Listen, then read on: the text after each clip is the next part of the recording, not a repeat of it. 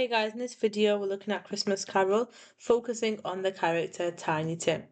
So Tiny Tim is Bob's youngest son. He is sick and needs a crutch to walk. He is very sweet and never complains, and he is the main reason that Scrooge decides to be kind. A key quote from Tiny Tim is "God bless us, everyone." This is his famous line, and here Tim doesn't just ask for a blessing for himself, he asks for it for everyone. This shows how selfless and good he is. Another one is as good as gold, which is a simile.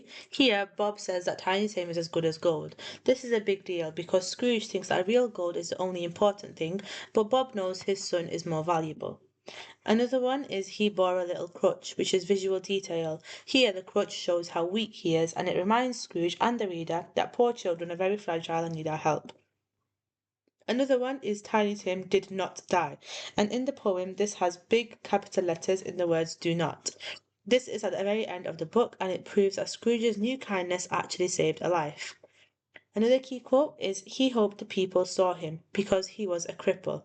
This is dialogue here, as Tim wants people to see him so that they remember that Jesus made blind men see and lame men walk. He is a very religious and good child. A grade 9 interpretation is that Tiny Tim is a catalyst, which is something that causes a reaction. He isn't really a real person in the story, he is a symbol of all the innocent children dying in London. His death is the only thing that could ever be sad enough to make Scrooge change.